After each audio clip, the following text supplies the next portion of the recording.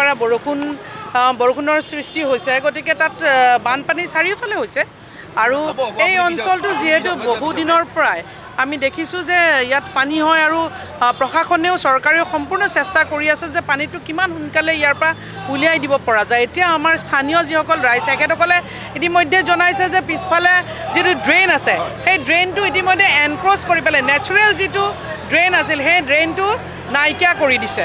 গতিকে সেইটোৱে আচলতে খুব প্ৰব্লেম।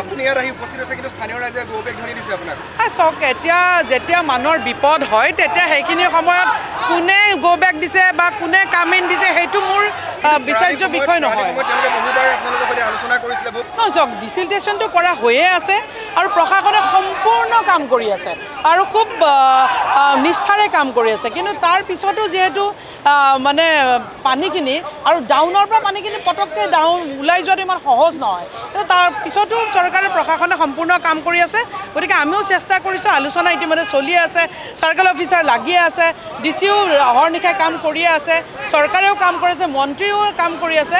গতিকে যিমান পাৰি সিমান যাতে ৰাইজক সোনকালে সকাহ দিব পাৰি তাৰ বাবে বানপানী সেইকাৰণেতো সকলোৱে খবৰ ল'ব আহিছে। আপোনালোকে ইয়াতে কিয় আছে? ইমান এককাল পানী হৈছে কাৰণেতো আপোনালোকে ইয়াতে আছে, হয় নাই? গতিকে তাৰ বাবে যেনে ধৰণৰ ব্যৱস্থা ল'ব লাগে লৈ আছে চৰকাৰে।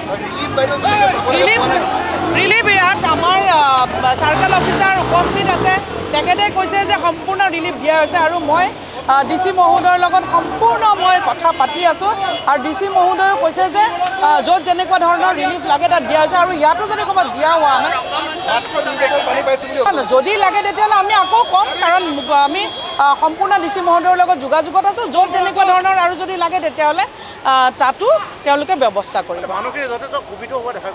চাওক যেতিয়া মানুহ পানীৰ তলত থাকে তেতিয়াতো খুব হ'বই, এইটো আৰু এনেকুৱা নহয় যে খুব হোৱাৰ কাৰণেও আমি বেয়া পাইছোঁ, কাৰণ মানুহৰ যেতিয়া প্ৰব্লেম হয় তেতিয়া যদি খুব নহয় তেতিয়াহ'লে তেওঁলোক মানুহে নহয়, হয় নাই? যেতিয়া মানুহৰ যেতিয়া প্ৰব্লেম হয় তেতিয়া খুব হয় আৰু যেতিয়া আৰু এটা সকলোতকৈ ডাঙৰ ট্ৰেণ্ড এটা আছে, ৰাইজৰ প্ৰতিনিধি দেখিলে তেওঁলোকৰ খুববোৰ বাঢ়ি যায় আৰু এতিয়া এটা ট্ৰেণ্ডৰ নিচিনা হৈ যায়। গতিকে মই ভাবোঁ যে সেইটোতকৈ ডাঙৰ কথা আমি সেইবোৰ কোনে সুখ কৰিছে কোনে দুখ কৰিছে, যেতিয়া মানুহৰ বিপদৰ সুখো হ'ব দুখো হ'ব, মানুহৰ প্ৰব্লেমৰ সময়তো মানুহৰ আনন্দত নাথাকে, সুখো হ'ব দুখো হ'ব। গতিকে আমি তেওঁলোকৰ সুখ দুখবোৰ কেনেকৈ আঁতৰ কৰিব পাৰোঁ তাৰ কাৰণে সম্পূৰ্ণ প্ৰচেষ্টা ইতিমধ্যে হাতত লোৱা হৈছে আৰু চলি আছে।